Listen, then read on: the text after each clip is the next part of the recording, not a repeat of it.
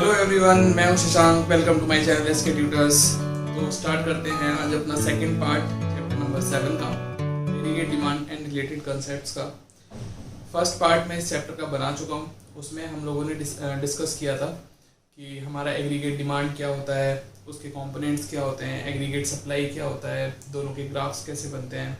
अगर अभी तक वीडियो नहीं देखी है तो जाके आप लोग देख सकते हैं और सब्सक्राइब कर सकते हैं मेरा चैनल, ताकि आप लोगों को अपडेट्स मिलते रहें आने वाली वीडियोस की। आज हम कोशिश करेंगे ज़्यादा से ज़्यादा कवर करने का ये चैप्टर, ठीक है। तो ध्यान दीजिएगा, यहाँ से हमारा चैप्टर एक मेन पोर्शन चैप्टर का स्टार्ट होता है और थोड़ा सा टेक्निकल है। ध्यान देकर आप समझेंगे, लास्ट तक वीडियो देखेंगे तो आपको सब कुछ समझ में आने वाला है। चलिए स्टार्ट करते हैं। तो आज का पहला टॉपिक है कंजप्शन फंक्शन क्या होता है। देखिए, कंजप्शन फंक्शन समझने से पहले आप लोगों को समझना पड़ेगा कि कंजप्शन क्या होता है। कंजप्शन इनकम का वो पार्ट होता है जो अपनी नीड्स एंड वांट को कंज्यूम पूरा करने के लिए जो चीज़ों गुड्स एंड सर्विसेज को कंज्यूम करते हैं, उसी को हम बोलते थे कंजप्शन। अब कंजप्शन फंक्शन क्या बोला है भाई? कंजप्शन फंक्शन एक फंक्शनल रिलेशनशिप होता है जो ये शो करता है कि अलग अलग लेवल ऑफ इनकम पे अलग अलग कंजप्शन कितनी कंजप्शन हो रही है। डेफिनेशन पे ध्यान दीजिए, मैंने लिखा है consumption function refers to the functional relationship. देखिए, फंक्शनल रिलेशनशिप होता है between consumption and national income पे, कि किसी भी इकोनॉमी की कितनी नेशनल इनकम है और उसमें कितना वो कंज्यूम कर रहे हैं, इन दोनों के बीच में क्या रिलेशन चल रहा है, उसी को हम बोल देते हैं consumption function. Basically consumption function हमेशा पॉजिटिव होता है। इसको मैंने इक्वेशन की फॉर्म में भी समझाने की कोशिश करी है कि जो कंजप्शन होता है वो फंक्शनल रिलेशनशिप होता है between income and consumption. Obvious सी बात है, जैसे जैसे हमारी इनकम बढ़ती है वैसे वैसे हम अपनी कंजप्शन को भी बढ़ा देते हैं, ठीक है। ग्राफिकली समझे तो देखिए, ये मैंने ग्राफ बनाया है। इसमें ये जो कर्व है ये है नेशनल इनकम का कर्व जो कॉन्टिन्यूसली राइज कर रहा है 45 डिग्री पे, और ये है कंजप्शन कर्व। अच्छा देखिए, ध्यान देंगे तो इनकम का जो नेशनल इनकम का कर्व है वो ओरिजिन से स्टार्ट हो रहा है, यानी जीरो लेवल से स्टार्ट हो रहा है, बट कंजप्शन का कर्व एक पॉजिटिव पॉइंट से स्टार्ट हो रहा है। ऐसा क्यों? क्योंकि जो इनकम होती है किसी भी इकोनॉमी की वो जीरो हो सकती है बट कंजप्शन जीरो नहीं होती। ये मैंने पिछली पार्ट में भी बताया था आप लोगों को कि जो कंजप्शन होती है at zero level of income पे भी क्या होता है, जो कंजप्शन होती है उसको हम ऑटोनॉमस कंजप्शन बोलते हैं। यस, तो हमारी कभी भी कंजप्शन नेगेटिव नहीं होती, जीरो भी नहीं होती, कुछ ना कुछ पॉजिटिव रहती है। इसलिए यहाँ पर हमने पॉजिटिव पॉइंट से स्टार्ट किया और जैसे जैसे हमारी इनकम राइज करती है वैसे वैसे हमारी कंजप्शन भी राइज करती है। देखिए, कंजप्शन ने भी राइज किया, इनकम ने भी राइज किया, लेकिन दोनों एक दूसरे को कोई ना कोई एक ऐसा पॉइंट आता है जहां पर दोनों एक दूसरे को इंटरसेक्ट करते हैं। वही जो पॉइंट होता है उसी को हम ब्रेक इवन पॉइंट बोलते हैं।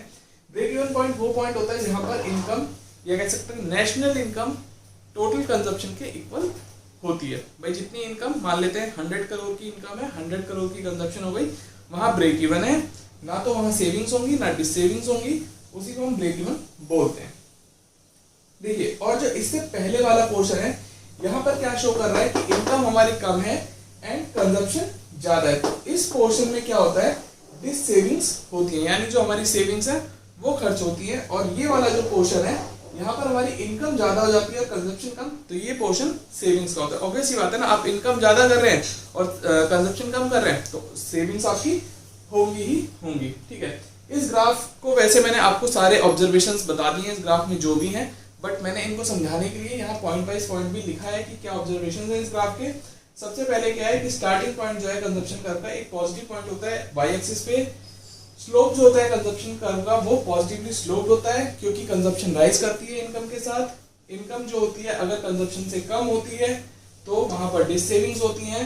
ब्रेक इवन पॉइंट वो पॉइंट होता है जहां पर इनकम एंड कंजप्शन इक्वल होती है, और इनकम ज्यादा होगी अगर कंजप्शन से तो ऑब्वियस सी बात है सेविंग्स होंगी। फटाफट चलते हैं अपने नेक्स्ट टॉपिक की तरफ।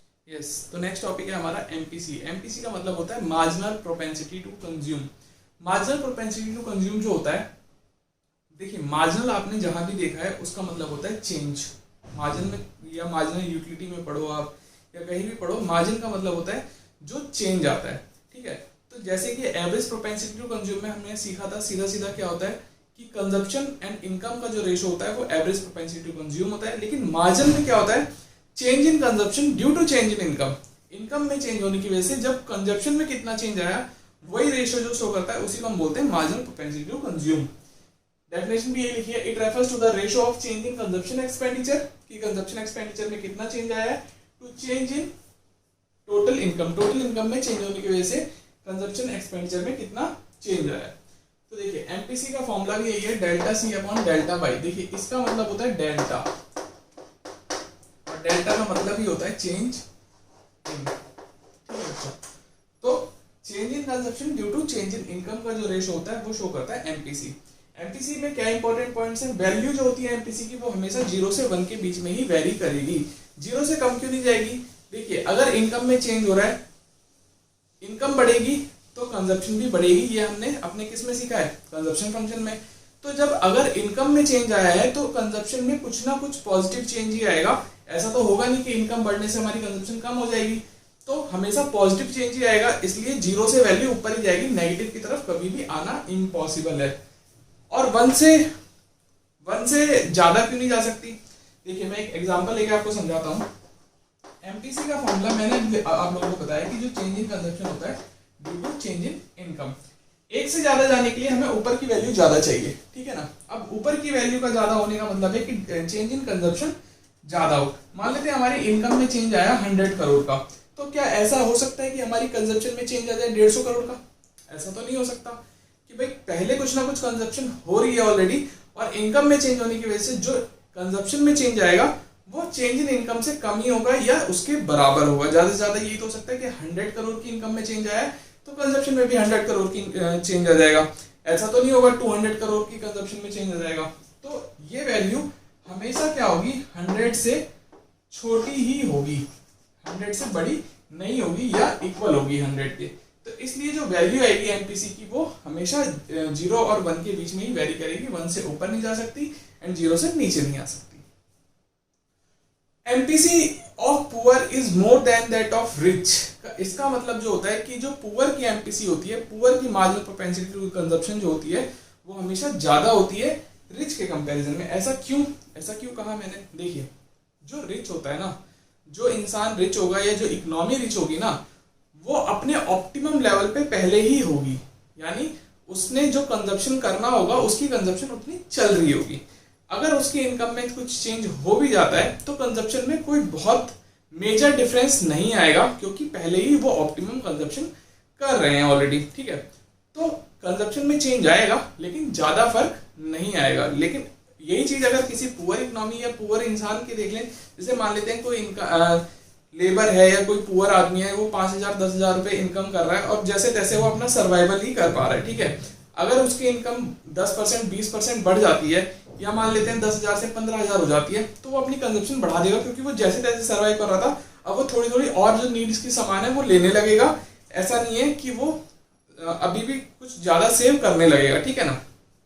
तो जो चेंज रेशो की बात हो रही है कि जो रेशो जो डिफरेंस आएगा ना चेंज इन कंजप्शन का, वो पुअर में ज्यादा आएगा और रिच में कम आता है। इसलिए जो पुअर का मार्जिनल प्रोपेंसिटी टू कंजप्शन है वो ज्यादा होता है, रिच का कम होता है। चलिए अब देखते हैं फटाफट कि एपीसी और एमपीसी में हमने जो सीखा है उन दोनों में क्या डिफरेंस है। यस, तो अब हम पढ़ेंगे types of propensity to consume. Propensity to consumption के दो टाइप्स होते हैं, एक होता है एवरेज प्रोपेंसिटी टू कंज्यूम, एक होता है मार्जिनल प्रोपेंसिटी टू कंज्यूम। सबसे पहले जानते हैं एवरेज प्रोपेंसिटी टू कंज्यूम क्या होता है, एवरेज प्रोपेंसिटी टू कंजप्शन क्या होता है। देखिए एपीसी का मतलब होता है सिंपली ये रेशो होता है कंजप्शन और इनकम का, कि हम अपनी इनकम में से कितनी कंजप्शन करते हैं, इन दोनों का जो रेशो होता है या जो वैल्यू निकल के आती है उसी को बोला जाता है APC. It refers to the ratio of consumption to corresponding level of income. देखिए कुछ इंपॉर्टेंट पॉइंट्स हैं इसके एपीसी के, वो क्या क्या है। सबसे पहले एपीसी मोर देन 1 कब होता है, एक से ज्यादा वैल्यू उसकी कब होगी। ऑब्वियस सी बात है, देखिए जो लोग मैथ्स के स्टूडेंट हैं वो इजीली समझ जाएंगे, और जो लोग मैथ्स के स्टूडेंट हैं घबराइए मत, मैं आप लोगों को समझा देता हूँ। देखिए एपीसी की वैल्यू मैंने क्या बताई है, C/Y होती है। अगर डिनोमिनेटर ज्यादा हो यानी नीचे की वैल्यू ज्यादा हो और कंजप्शन कम हो, तभी क्या होगा हमारी एपीसी, जब कंजप्शन ज्यादा हो और इनकम कम हो तभी हमारा जो रेशो है वो ज्यादा आएगा। फॉर एग्जाम्पल हम कंजप्शन कर रहे हैं 100 करोड़ और इनकम है हमारी 50 करोड़, तो वैल्यू कितनी आ जाएगी 2। ये क्या है, एक से ज्यादा है। तो ये जब कंडीशन होती है, अगर एपीसी 1 से ज्यादा है किसी इकोनॉमी की, तो हम समझ जाएंगे कि उस इकोनॉमी में कंजप्शन ज्यादा हो रही है एंड इनकम कम हो रही है। और किसी इकोनॉमी में एपीसी 1 है तो हम क्या समझेंगे कि जितनी कंजप्शन है और उतनी ही इनकम है, यानी 100 करोड़ कंजप्शन तो 100 करोड़ की इनकम, तो वैल्यू 1 आ जाएगी, ठीक है। और थर्ड पॉइंट जस्ट ऑपोजिट है। क्या मतलब है इसका, एपीसी लेस देन 1 कब होती है, जब हमारी कंजप्शन कम होती है और इनकम ज्यादा हो, यानी यहाँ वैल्यू 0.5 आ रही है, यानी यहाँ पर मैंने क्या करा है, कंजप्शन को कम लिया और इनकम ज्यादा ली है। तो जो इकोनॉमी में कंजप्शन ज्यादा हो रही है और इनकम कम हो रही है, वो इकोनॉमी क्या होगी, उसकी इकोनॉमी की एपीसी लेस देन 1 होगी। तो लेस देन 1 होना अच्छा होता है, ये रिप्रेजेंट करता है कि इस इकोनॉमी की इनकम ज्यादा है। तो इन तीनों पॉइंट से एक चीज तो क्लियर हो गई, जैसे जैसे हमारी इनकम बढ़ेगी वैसे वैसे एपीसी क्या होता जाएगा, कम होता जाएगा, ठीक है। एपीसी कभी भी जीरो नहीं हो सकता, कैन नेवर बी जीरो। वो क्यों, क्योंकि अभी हमने सीखा कि कंजप्शन कभी भी जीरो नहीं होती किसी इकोनॉमी की, कुछ ना कुछ पॉजिटिव कंजप्शन होती ही है, चाहे हमारी इनकम लेवल जीरो हो जाए, उसी को हम ऑटोनॉमस कंजप्शन बोलते हैं। और अगर ऊपर कुछ ना कुछ वैल्यू आती रहेगी तो 0 पॉइंट समथिंग चाहे कुछ आए, एपीसी हमारा कुछ ना कुछ आता रहेगा, जीरो कभी भी नहीं होगा। चलते हैं नेक्स्ट टॉपिक। तो फटाफट से देखते हैं कि एपीसी एंड एमपीसी में क्या डिफरेंस होता है। सबसे पहले मीनिंग के बेसिस पे डिफरेंस करते हैं। मीनिंग हम ऑलरेडी एपीसी का भी पढ़ चुके हैं एंड एमपीसी का भी पढ़ चुके हैं, दोनों की जस्ट उठा के यहाँ पर डेफिनेशन लिख देना। एपीसी जो होता है रेशो होता है कंजप्शन एंड इनकम का, और एमपीसी रेशो होता है change in consumption due to change in income का। वैल्यू मोर देन 1, इसमें मोर देन 1 वैल्यू हो सकती है, पॉसिबल है, क्योंकि कंजप्शन ज्यादा हो सकता है इनकम से, क्योंकि इनकम जीरो हो सकती है लेकिन कंजप्शन जीरो नहीं हो सकती। तो उस लेवल पर हमारा एपीसी मोर देन 1 ही आएगा, लेकिन इसका 1 से ज्यादा नहीं हो सकता, जैसा कि मैंने अभी समझाया था कि 0 से कम नहीं जा सकता, 1 से ज्यादा नहीं जा सकता, तो ये पॉसिबिलिटी यहाँ नहीं है।